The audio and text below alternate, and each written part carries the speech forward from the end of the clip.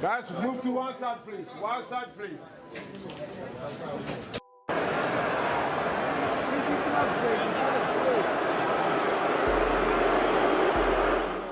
Boxing world has reacted to the electrifying showdown between Chris Eubank Jr. and Conor Benn.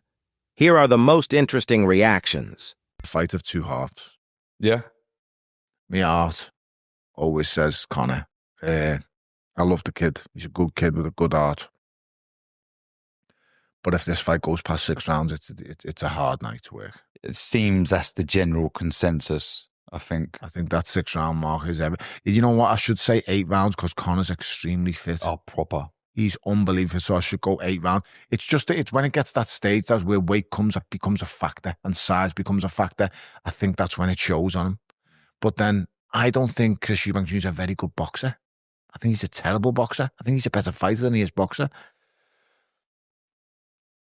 I just think he can be copped. If I'm a betting man, I'm saying Conor Benn in the first.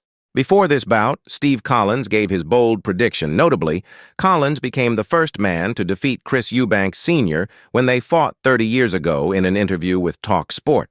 The Celtic warrior shared an honest prediction for the fight. Confessing that he's finding it difficult to choose a clear winner, he said, "I don't know who's going to win this. I genuinely cannot pick a winner. I can, pick reasons why I think either guy can win. I'm really looking forward to it because it's a good match, and I really can't pick a winner. Both guys are capable of beating each other." The legendary feud between the Eubank and Benn families has been sparked anew, with many declaring the April clash as one of the most significant moments. In British boxing history, Benn faced the challenge of stepping up to middleweight, having spent the majority of his tumultuous professional career fighting at welterweight.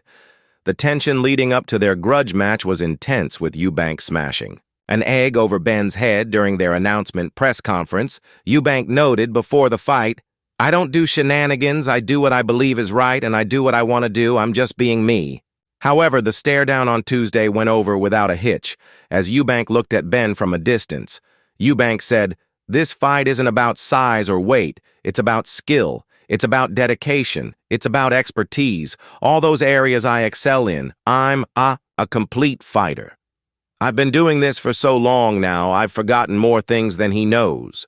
And that will show on the night, the experience, dedication, and the will. These will be the deciding factors," echoing the words of his famous father. Eubank promised to dissect Benn. He said before the fight, "The procedure will be parliamentary. That's the only thing I can say about this. Everything will go how I want it to go. I will be like a matador in the ring, and Conor Benn will be the bull." With his own Eubank rivalry, Benn was carrying on his father Nigel Benn's legacy. However, he also reaffirmed that the contest was personal to him. Benn said, "It's always personal. Every opponent I fight is personal. People want to say it's strictly business. It's never business. If someone is trying to put their hands on me, trying to render me unconscious, it's never business. It's personal with every one of my opponents, but this one has more history. Shall we say, I prepare hard. There aren't any tactics to hide. I'm going to come in there and give it to him. That's it." Benn further added, "You all know what you're getting. I work hard. Am I extremely confident? I'm confident as ever because I put the work in. It really does feel like the homecoming for me. It's one of those fights that never went away. I couldn't not give the British public this fight. It was a fight that just lingered and had to happen. Once I put this to bed, I'll drop back down to 147 lbs and do what I've got to do. I'm only up here at 160 lbs for these 2 fights. Then I'm dropping back down." Meanwhile, it was announced before the fight that the World Boxing Council would back the winner of the Chris Eubank Jr. versus Conor Benn fight, coming through to take on Canelo Alvarez. It is a major event that has all the elements a fan can expect. WBC President Mauricio Suleiman said of Eubank versus Benn, he added the rivalry between the parents, which became a rivalry between the kids, heated press conferences, social media. When the bell rings, it is going to be something for the memory of everyone. And hopefully the fight comes up to the expectations. Eubank has been mentioned as Canelo's potential opponent in the future.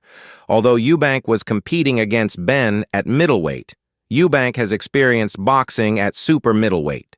Despite his weight increase to 160 lbs, Benn is placed third in the WBC's welterweight world rankings.